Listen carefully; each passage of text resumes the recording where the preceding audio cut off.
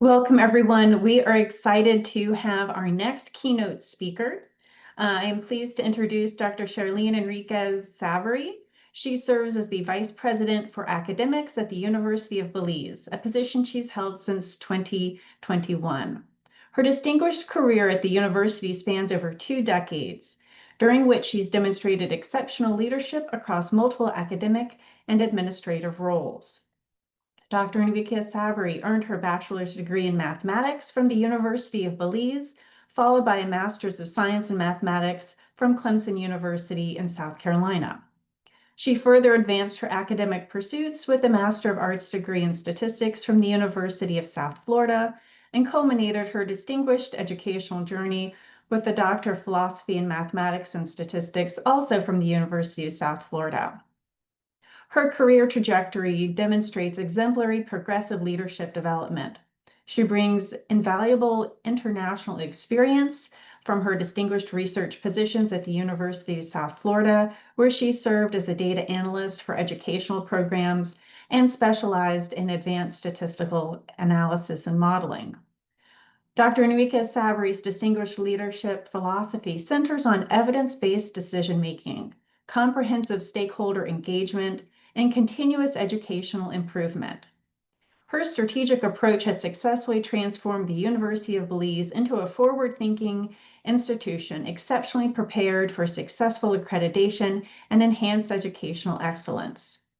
She is known as a champion of academic integrity and institutional effectiveness and continues to foster an enriched educational environment that serves both students and faculty while strategically advancing the university mission of providing quality higher education that meets national and regional needs. Her comprehensive leadership has positioned the University of Belize for sustained success in the evolving landscape of higher education. Please join me in welcoming our next keynote speaker, Dr. Enriquez-Savery. Good morning, good afternoon, and good night to everyone. Can I share my screen? Yes, please. What a joy it is to be in the presence of such distinguished gathering of mind at the International Day of Women in Statistics and Data Science Conference 2025. I extend my heartfelt welcome to everyone that are sign on, that are listening today. Let me start with a question that changed my career trajectory. In 2003, I walked into my first statistics classroom in Belize as a newly hired lecturer. A student raised her hand and asked, "Miss Enriquez, when will I ever use statistics in real life?" Now, 23 years later, I can tell her every single day because statistics isn't just about number. It is about transforming the world around you. All right. So today I want to share how statistical thinking became my secret weapon for leading institutional change at the University of Belize, and how you can use the same principle to thrive in your environment.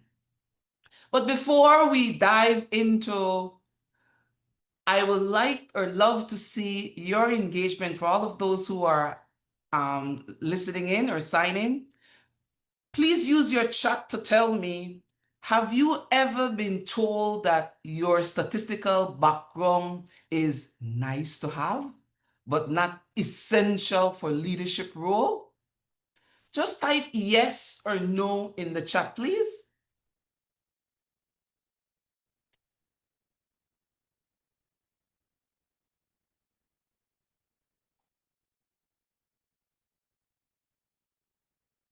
I see lots of yes responses. Now, follow up on the chat. Have you ever had to convince someone that data should drive decision making? Again, just type yes or no in the chat.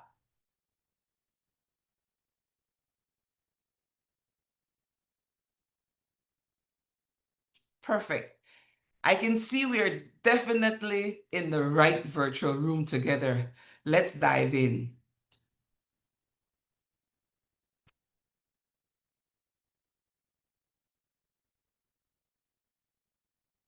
Let me take you back to Belize in the early 2000s. Picture this, a small Caribbean nation, a young university trying to establish its credibility, and me, fresh out of graduate school with degrees in mathematics and statistics, thinking I'll spend my career in classrooms solving equations, proving theories, and building models. But here's what I've learned. Every step of my journey wasn't a change in direction. It was an expansion of scale. Now, it started here, bachelor's degree in a Bachelor of Science in Mathematics. This is where I fell in love with patterns, not just numerical patterns, but patterns of how problems break down, how logic builds argument, and how proof leads to uncertainty. Then the master's in mathematics. Here's where it got very much interesting. I went deeper into advanced calculus, abstract algebra, topology, and you know what I discovered? The real power wasn't in solving equation. It was in knowing which equation to use. That realization led me to statistics, a master's in statistics. This changed everything because suddenly I wasn't just working with perfect mathematical models or perfect mathematical world. I was working with messy but yet beautiful real world data. Data about students, about learning outcomes. I learned to ask, what does this actually tell us? Not what do we hope it to say, but what does it actually say? And finally, this took me to the PhD in mathematics and statistics. But here's what I really learned at this level: a systematic way of thinking that would transform everything I would touch in my career. So because here's the thing about statistical training, it is not really about numbers. It is about asking the right question, collecting reliable evidence, testing your assumption, and letting the data guide your decision. And these principles work just as powerful in a classroom, in the department, in a faculty, and eventually an entire university. But here's what I discovered. Every challenge our university faced was actually a statistic problem in disguise. Student retention issues, that's a longitudinal analysis waiting to happen. Faculty workload complaints, that's a resource allocation model begging to be built. Accreditation requirements, that's the ultimate data collection and quality assurance project. The difference was I had been trained to see pattern, to question assumption, and to demand evidence. Most importantly, I had been taught that correlation isn't causation, a lesson that serves very well when people want quick fixes to complex problems. So when the opportunities come for leadership, the department chair, the faculty dean, and now in the position that I sit, the academic vice president, I didn't just accept them. I approached them like research question. Research question 1. Can statistical thinking improve departmental efficiency? Hypothesis, yes, if we measure the right variable. Research question number 2. Can evidence-based decision-making transform a faculty or a school? Hypothesis, yes, if we build system for continuous data collection. And research question number 3. Can a statistician lead institutional transformation? Hypothesis, let's find out. So, in terms of methodology, I will share what have worked. I call it statistical leadership, and it has 5 core principles.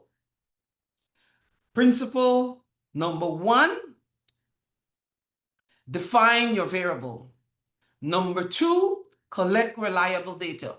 Number 3, test your hypothesis. Number 4, monitor continuously. Number 5, scale through systems.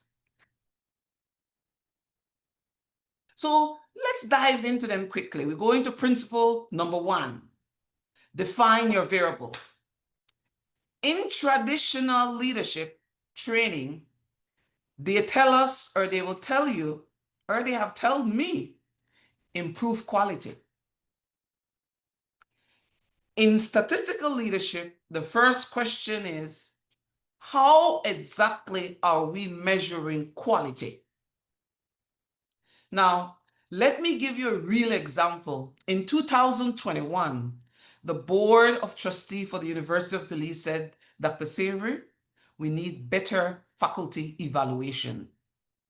All me might have said, okay, let's revise the forms. Statistical me said, what outcomes are we trying to achieve? What behaviors do we want to incentivize? What does better look like in measurable forms or measurable terms? The result,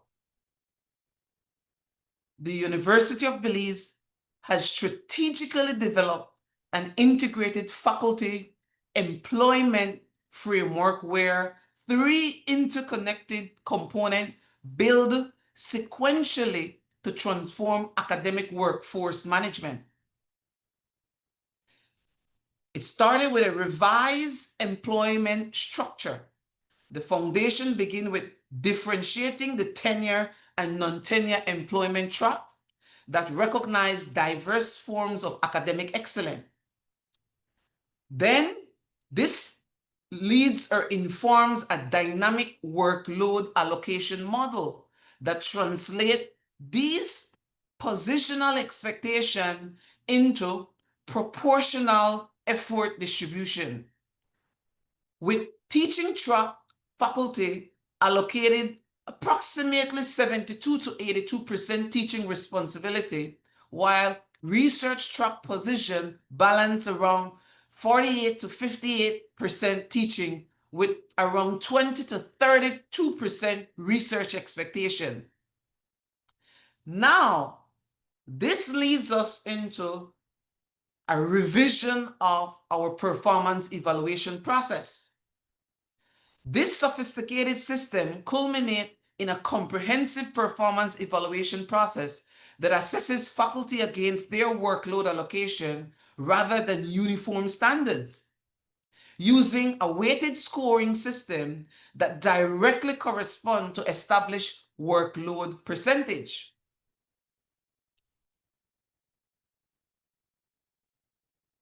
And what I have on the screen is an example, a summary of the workload distribution, where we have faculty classification, non-tenure, tenure, faculty rank.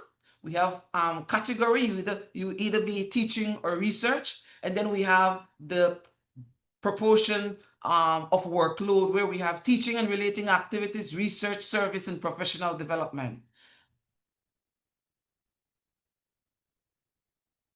Now we go into principle number 2. Universities are, I would say, a data gold mine. But most of the data sits in silos. Student record here, faculty information there, financial data somewhere else. Statistical leadership says, if we're making decisions about people,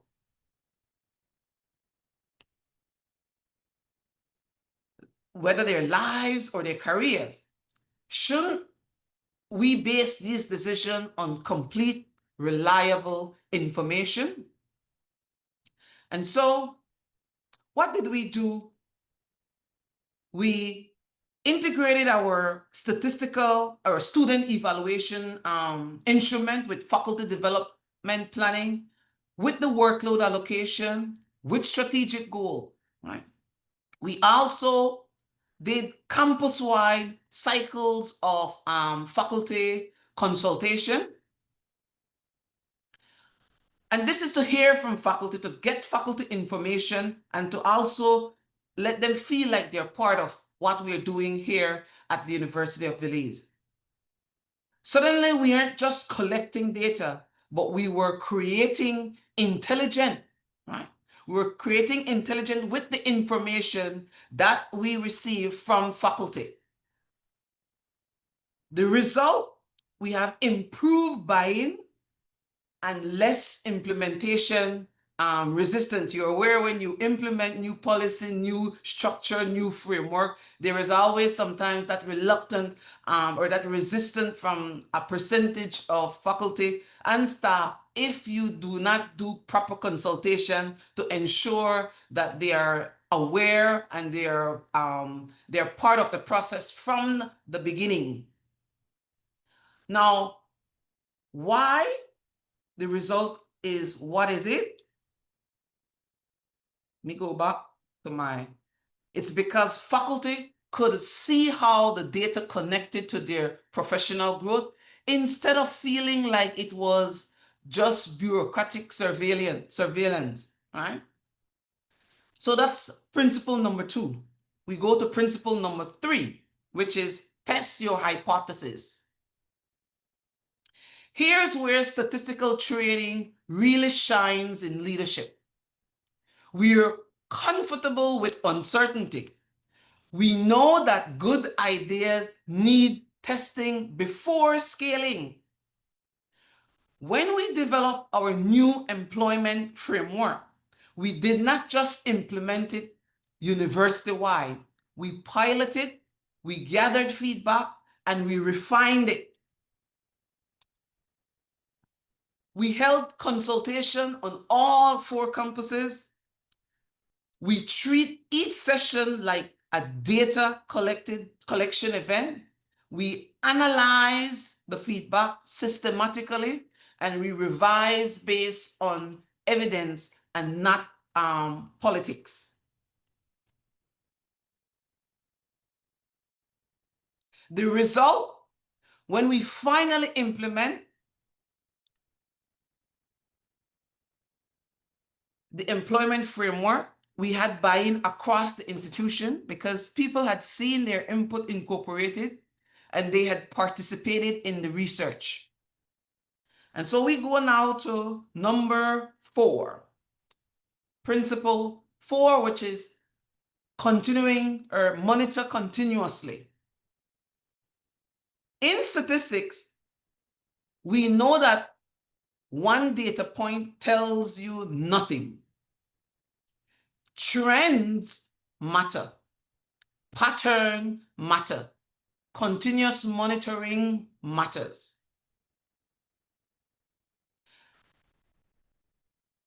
At UB, I personally review progress data monthly, not annually during evaluation season, monthly. Because if you wait a year to check whether your interventions are working, it's too late to call or to course correct.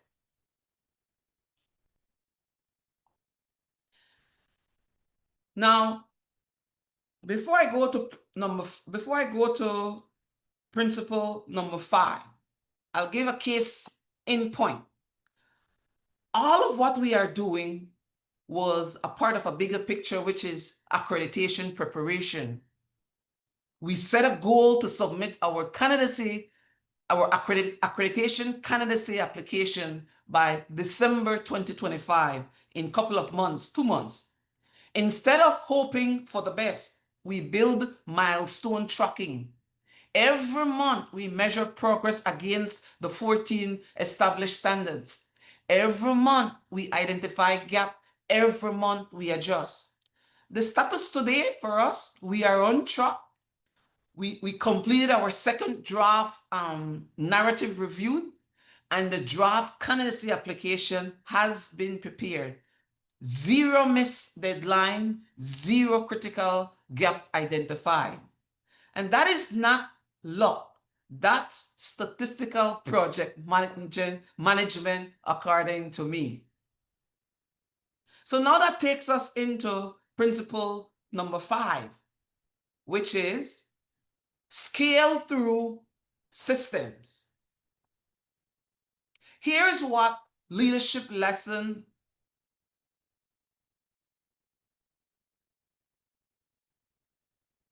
don't tell you or you're not taught in an MBA program.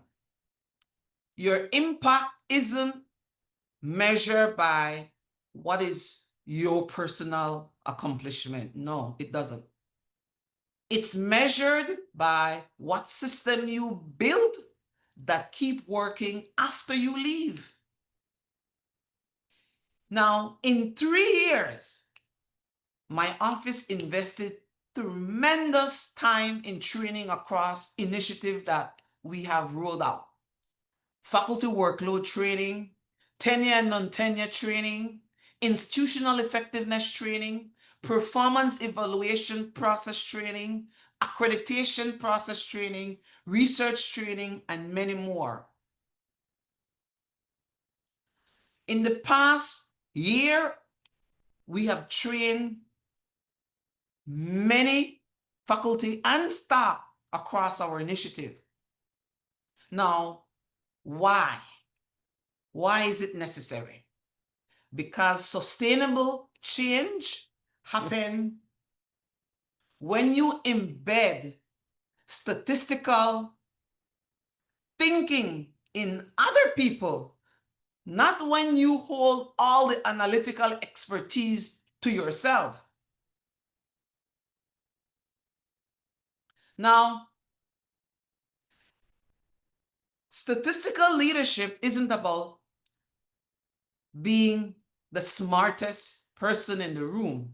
It's about making the room smarter.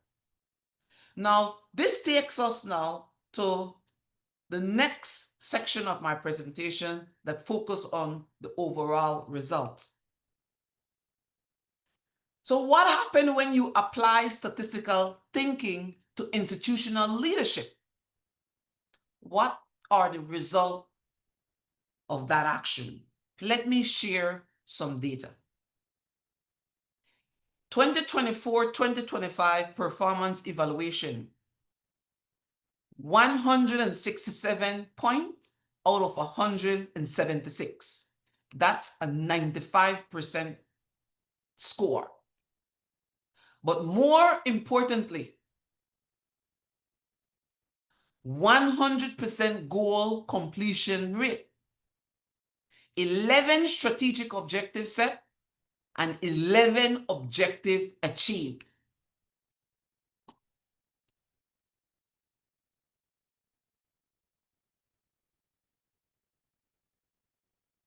But here's what I'm most proud of. They aren't just my numbers.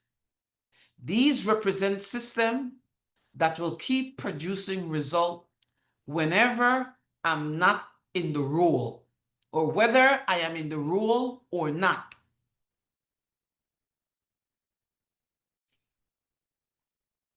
So now, we look at all that was done for the 3 or 4 years that I've been in the position as the academic leader with a statistical thinking approach. And the accomplishments are tremendous. I just gave you a snapshot of one aspect, but covers 3 major initiatives. But there are many other initiatives that we had introduced within, and the same statistical thinking was applied. So now, part 5 of my presentation is your turn. What are the practical application? So you're probably thinking, oh, that is great for University of Belize, but how does this apply to my environment? Let me give you a framework you can use anywhere. I called it the SCALE method. S stands for systematic problem identification. Don't just solve the problem in front of you.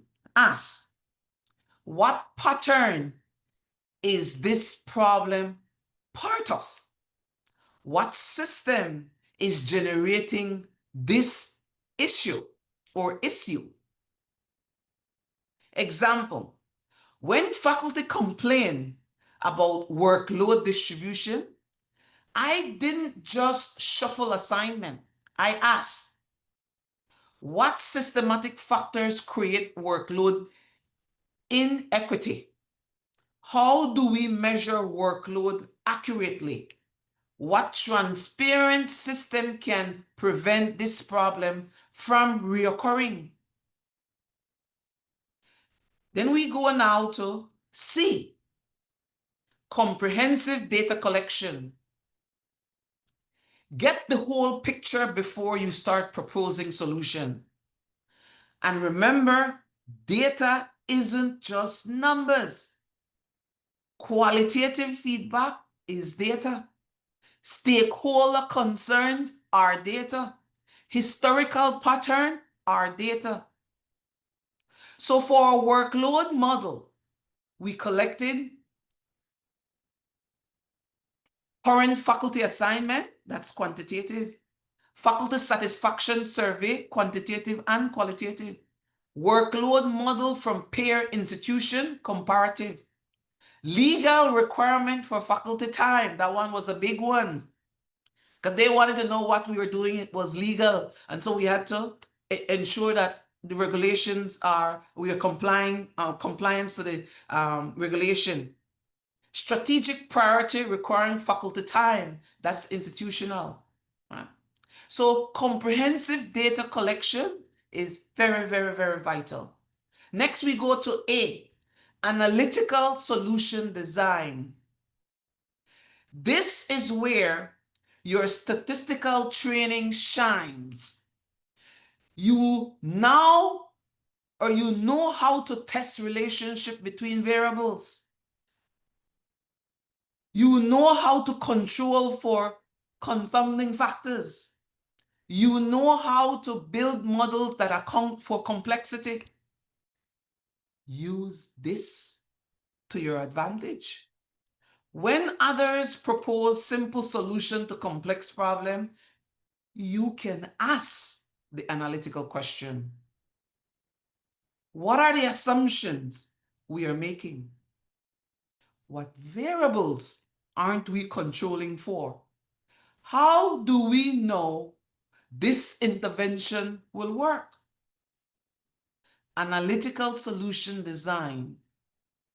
Then it takes us now to L in scale, L stands for longitudinal implementation monitoring.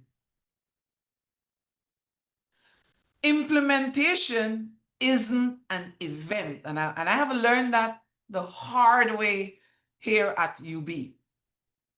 It's a process. Build feedback loops. Track leading indicators, not just the lagging one. Be ready to adjust based on data, not ego. Our workload model isn't set in stone.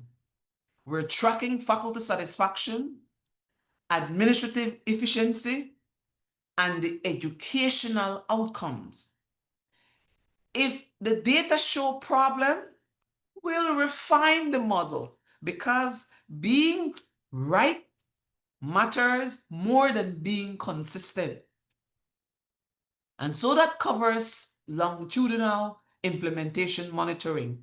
We go to the last part, which is E in scale, that speaks to evidence-based continuous improvement. Now, create system that learns, document what works and what doesn't. Share failures as generously as success. Share with your community what didn't work. Not only the successes. Build institutional memory that transcends individual personal changes. What I want you to remember is that your statistical background isn't just a qualification. No, no, no. It's a leadership philosophy. You have been trained to see patterns others miss, to question assumptions others accept, and to demand evidence others ignore.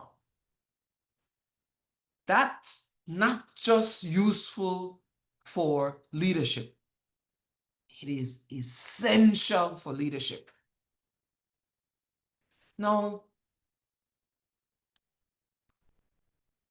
I go into our team, and our team speaks to thriving in your environment. Here's what I've learned. You don't just adapt to your environment. You transform it. And when women with statistical training lead that transformation, we create institutions that truly serve their mission through the power of evidence. Every environment generates data. Every challenge is a research question. Every solution can be measured. Every success can be replicated. Now, 5 things I want you to take away from this presentation. 1, lead with your statistical mindset. It's your competitive advantage, not your limitation.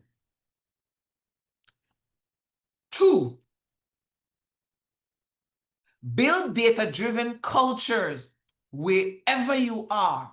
Start small, prove value, and then you scale up systematically. 3, measure your impact and then share your story. Very important. Your success opens door for other women in the field, in our field. 4, Mentor others in evidence-based thinking. Remember, your impact multiplies when you teach others to think statistically. Number 5, create environment where data drive decision. Don't just survive in data-resistant culture. You can transform them. Allow data to speak and allow the data to drive the decision making. Eventually, your voice and your action will be in the forefront. Now, finally, the woman who asked me in 2003 when she'll use statistics in real life, guess what? Now she's a statistician at Statistical Institute of Belize, the leading statistical agency in Belize, providing timely and accurate information that leads our national development. Isn't that a full circle?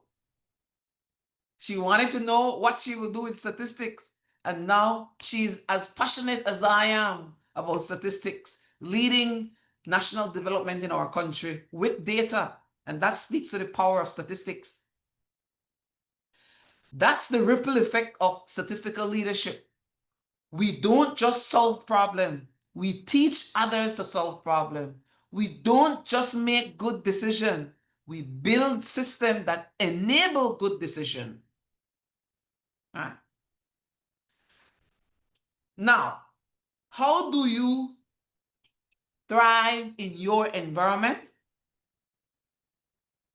Colleagues, you have the tools. You have the training. You have the perspective. Now, you need to go and transform your environment.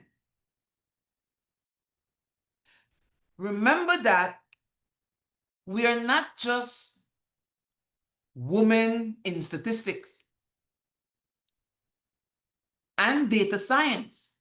We're leaders who happen to use statistical thinking as our superpower. I want to thank you for your time. I want to thank you for the engagement. And I ask that you take the lesson that you have learned in terms of scale and you go and implement it right where you are. If you're a student, if you are a faculty, if you're an administrator, if you work external from academics and work in the professional field, you can take the scale method and thrive in your current environment. I want to thank you for your time. I want to thank you for your attention this morning, this afternoon, or whether it's nighttime where you're at. Again, it's my pleasure, and I thank you for the opportunity for the presentation today. Thank you. Thank you so much, Dr. Enriquez-Savery. That was a wonderful and inspiring talk.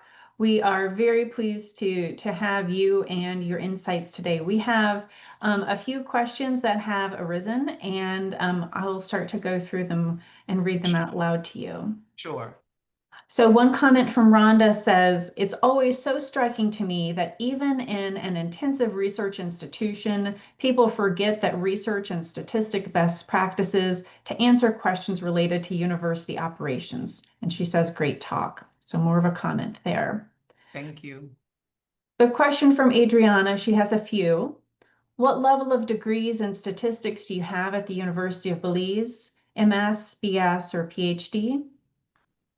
Academic, we have a bachelor's degree in statistics only. We don't have a master's degree as yet, but we do have a track where student can come in as an MPhil into our Master of Philosophy. That's a research program. And then you can do statistical research. So you'll get an MPhil, but it's a master's in, it's concentrated in statistics. So you could, right now, we don't have a master's degree in statistics. So the highest currently at UB is a bachelor's degree in statistics. Thank you. And still from that same questioner, how many courses per semester does your faculty have to teach? Do you have 2 or 3 semesters in the year across programs in Belize? Okay.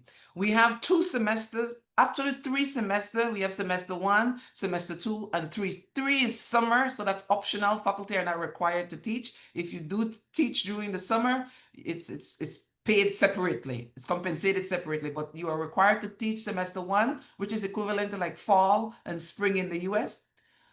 In terms of courses, prior to me taking on the vice president of academic and working on the academic workload model, every faculty was required to teach 5 or let's say 15 credit hours for first semester.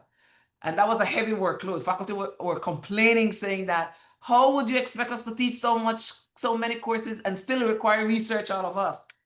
And so that was the reason why we went on the ground. I went on the ground and I said, this can be solved. And we worked on the workload allocation model. And that does. Now it varies. Now it depends on your classification. If whether you're a faculty teaching or a faculty research, or the tenure and the non-tenure. If you're a tenure faculty, you are required to do research, and your teaching will be within, I think it's 3 per semester, between 6 credit hour for the semester. So for the year, it is 12 credit hour for the year, similar to what is out there globally. But you're expected to have research output. If you are not a tenure and you're a non-tenure and you decide to do teaching, then more, I think it's 4 courses that you're expected to teach for the semester. Remember, we have 2 semesters. So you're expected to teach more courses compared to those who are in the tenure track or who have agreed to do research. So it's now bearable. Faculty now can breathe. They have the time to do research, time to do professional development, and what is necessary time to do research. As long also time to do the teaching activities, because we're here. That's our bread and butter. That's our initiative. We're here to teach, but we want to encourage research, and so we give them now the time to do the research, given our new workload model. Thank you. And that answers another question about research. Our next question is from Jessica. She says, it's hard to feel like you can make a difference in an environment that isn't amazing. How do you keep trying? That's an excellent question. Because what I did initially, I used data. I show them what the current data is and how it doesn't look good. And then I show them what initiative can be taken. And then I show them what we can achieve, what our goal. This is our expectation. And there is a big difference between where we're at then and where we want to go. And so you use data to show them that if you do not improve, if you do not take hold of this initiative, we will continue in the quagmire of doing the same thing over and over and expecting different results. So I use data, because that's all. Remember I said, that's all I know. I can only use what was my superpower, using data to speak, and then data doesn't lie. So if I'm showing you that faculty evaluation, the response rate or the completion rate for faculty evaluation is 20% when it's supposed to be 100% or 90-something%, that looks bad at the leaders. That shows that accountability is not where it's supposed to be. And so that's how I approach it. I show them numbers, that it looks bad, and then show them or make recommendation of what we can do to improve it. And then I measure from year to year and show them, okay, we're improving marginally, right? When they see data, once they see the continuous improvement, From my experience and my management team, they had to jump in because you are showing them that we're continuously improving with the effort that we're doing. So I use data because that's all I knew. That's my background. I use it as my superpower. Thank you. Our next question is from Umut. She asks, could you give us some examples of difficult times or crises and how you managed those as a statistical leader? I have many. I'll give you one. When we introduce the employment framework, currently faculty are on contract. We have some faculty who are here for over 25 years from the start of the university. And at the beginning, they were given a contract that didn't have an end. And then when under new leadership around 2018, everybody thereafter got a contract that have an end. You either get a 2-year contract or a 1-year contract. And so there were some anomalies in employment structure among faculty. And so we had to fix that. And we went underground and we worked on the tenure and the non-tenure policy and procedure and introduce promotion guidelines. So it brings security in terms of promotion. We went on the ground, we met with everybody, we met with faculty, we did cycles of consultation. And you know, when it was time to implement, we still had some resistance. We still had members of the union finding, but the last blow that came was how legal is how for us to seek legal review to ensure that what we are doing is in compliance to regulation. That was the last blow. Even though they participated, they review along with the team, they had buy-in. We went back several times to correct it. At the end, there was still a significant level of resistance.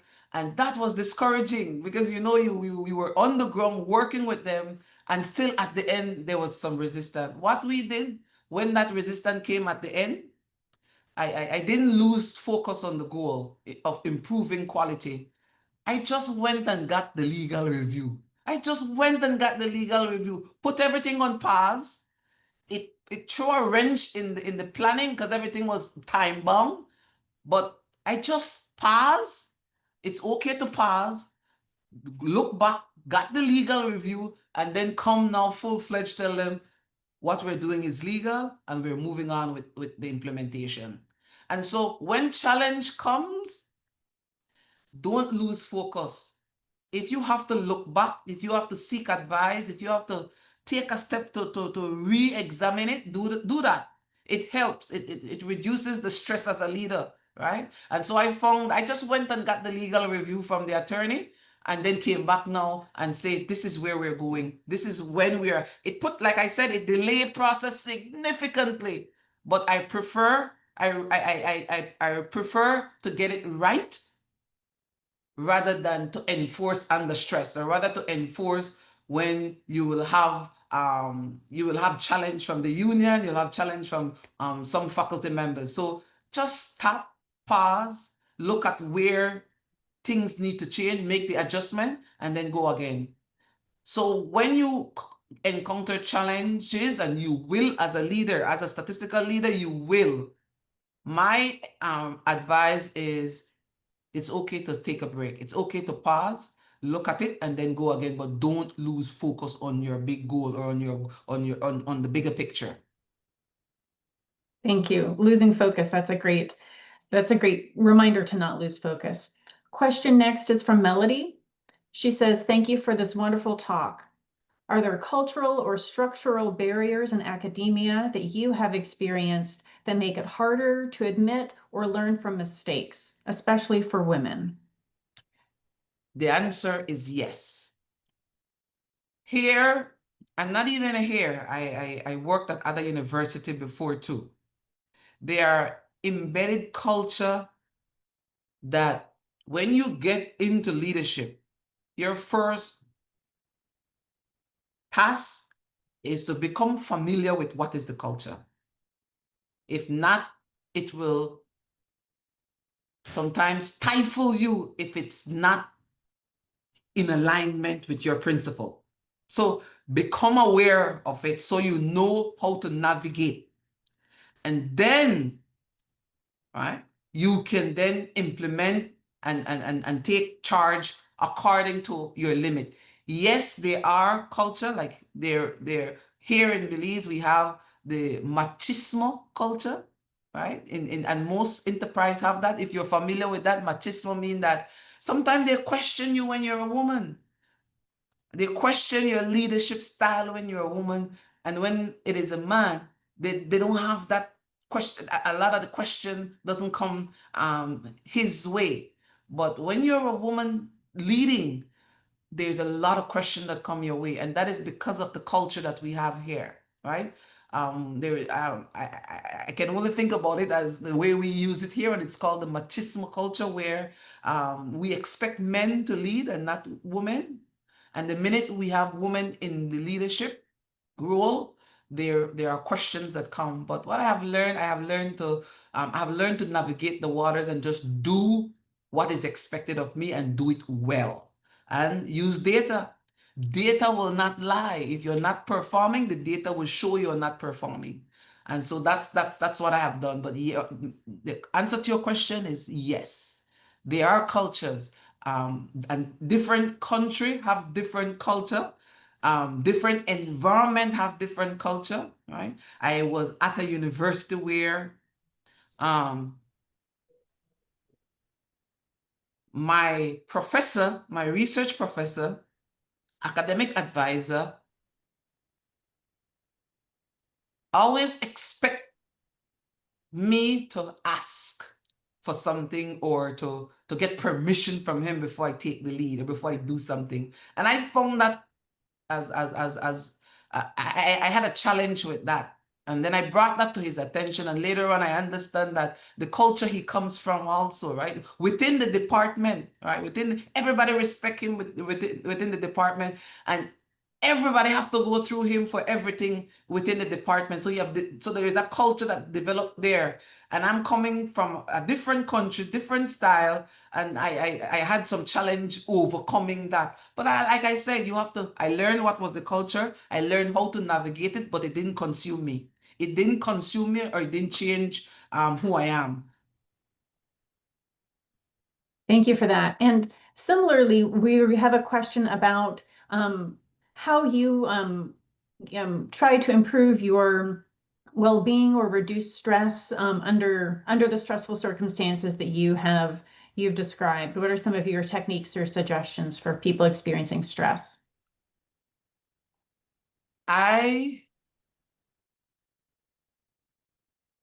have learned how to pause and detach from my leadership role.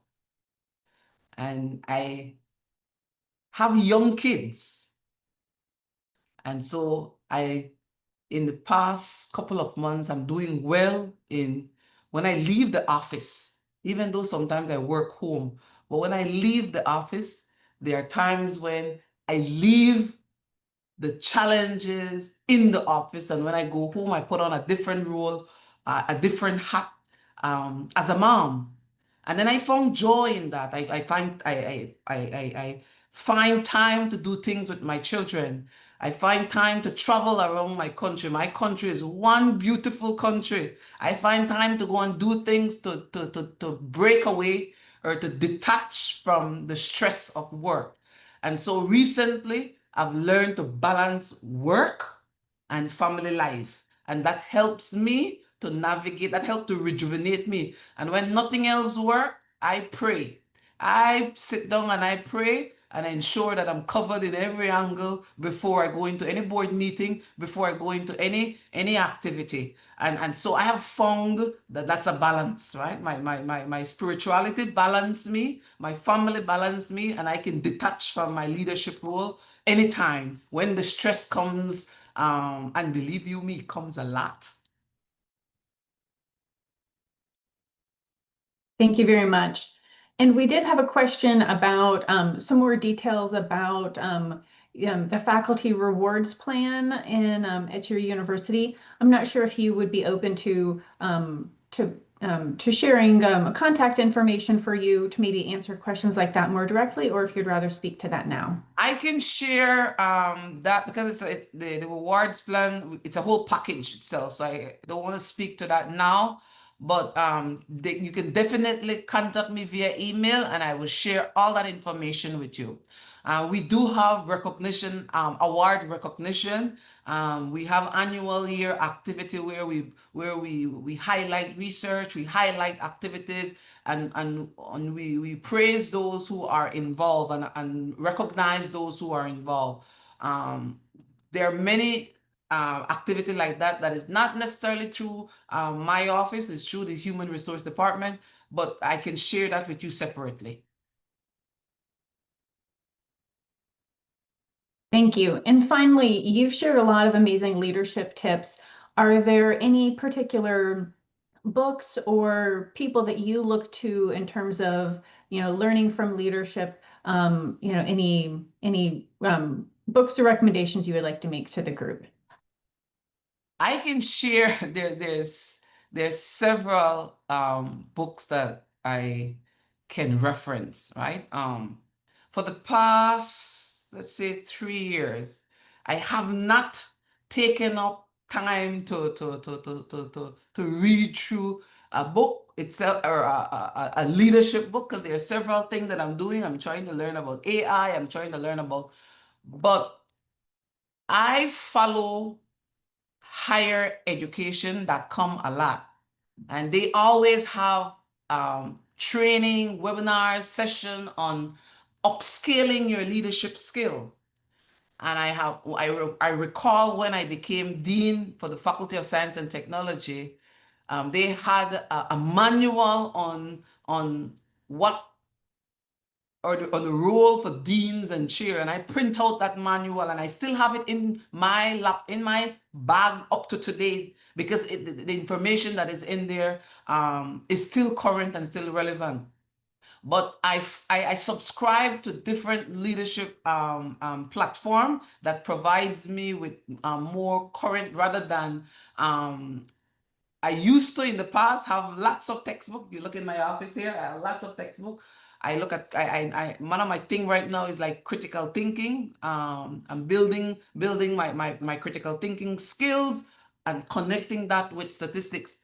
But I can share several that I normally reference via the email, or in at the end of this presentation. I will upload the presentation, and there are two that I will share that you can use as reference. So make sure you get a copy of the presentation. At the bottom, I will share those with you.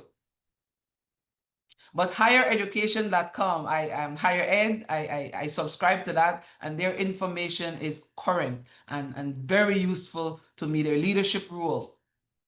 Wonderful. Well, thank you so much. We are just grateful to have had your talk today. And additionally, we also want to thank our sponsors for the conference. So please join me in thanking Dr. Enriquez-Savery one more time with your applause and hearts as well. So again, thank you very much for this keynote address. Thank you.